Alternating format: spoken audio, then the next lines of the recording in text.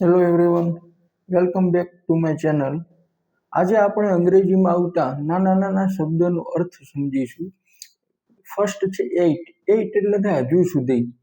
Example છે he has not come yet. તે હજુ સુધી આવ્યો નથી. સેકન્ડ છે સ્ટીલ. સ્ટીલ એટલે હજુ પણ. એક્ઝામ્પલ છે હી ઇઝ સ્ટીલ સ્લીપિંગ. તે હજુ પણ સૂઈ રહ્યો છે. સ્ટીલ સ્લીપિંગ એટલે સૂઈ રહ્યો છે હજુ પણ. Am are you still awake. તું હજુ પણ જાગે છે. પ્રશ્નાર્થ વાક્ય છે, છેલ્લે ક્વેશ્ચન માર્ક આવશે. ત્રીજું છે ટેક. TAKE. ટેક એટલે લેવું. એક્ઝામ્પલ છે ટેક ધીસ એટલે આ લો, આને નહીં આ લો. બીજું છે ટેક મી વિથ યુ. મને તમારી સાથે લઈ જાઓ. વિથ યુ એટલે તમારી સાથે. ટેક મી એટલે મને લઈ જાઓ. ચોથું છે ગેટ. GET. ગેટ એટલે મેળવવું. એક્ઝામ્પલ છે get it back.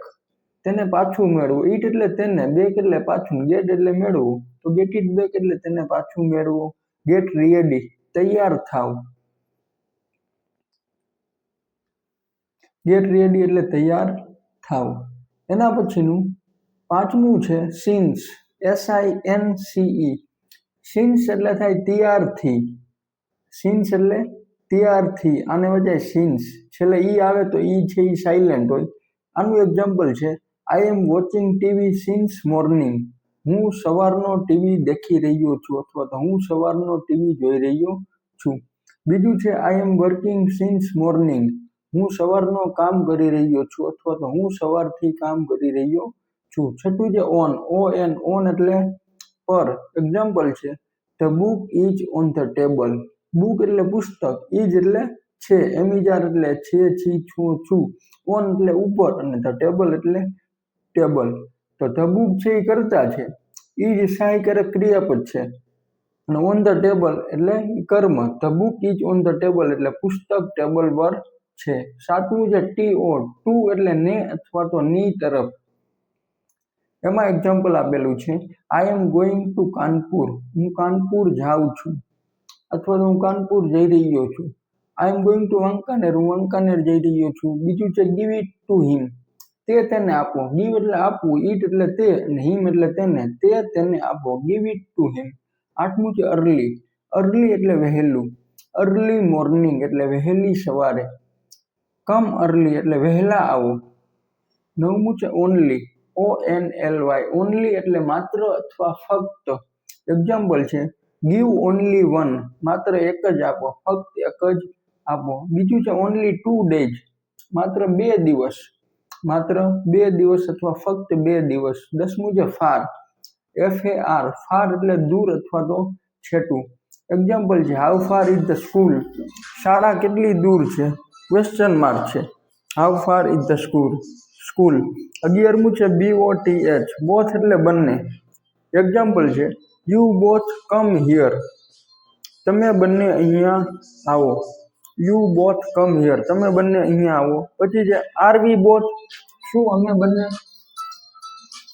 R we both એટલે શું અમે બંને? 12મું છે સમ. SOME. સમ એટલે થોડા અથવા તો કેટલાક. એક્ઝામ્પલ છે આઈ નીડ સમ ટાઈમ. મને થોડા સમયની જરૂર છે. નીડ એટલે જરૂર. પછી છે સમ મેન આર નોટ ગુડ. કેટલાક માણસો સારા નથી હોતા. 13મું છે નિયર. NEAR. નિયર એટલે નજીક. એક્ઝામ્પલ છે don't sit near the TV. ટીવીની નજીક બેસો નહીં. નકાર આજ્ઞાર્થ વાક્ય છે. આજ્ઞાર્થ પણ જેવું નકાર. ટીવીની નજીક બેસો નહીં. 14મું છે વેરી. VERY. વેરી એટલે ખૂબ. એક્ઝામ્પલ છે I like an apple very much. મને સફરજન ખૂબ જ ગમે છે.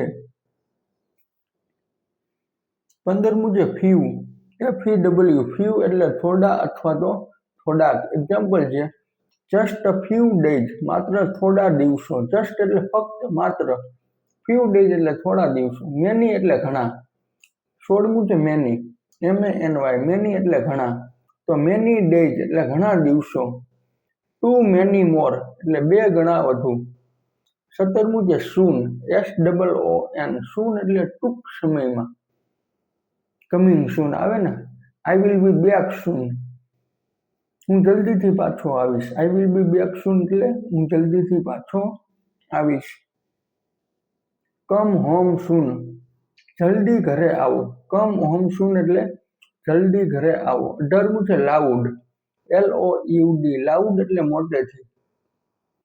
એક્ઝામ્પલ છે સ્પીક આઉટ લાઉડ એટલે મોટેથી બોલો અથવા તો સ્પીક લાઉડલી, મોટા અવાજે બોલો. 19મું છે નોઇઝ, NOISE, નોઇઝ એટલે અવાજ અથવા તો ઘોંઘાટ, વધારે પડતો અવાજ હોય તો નોઇઝ.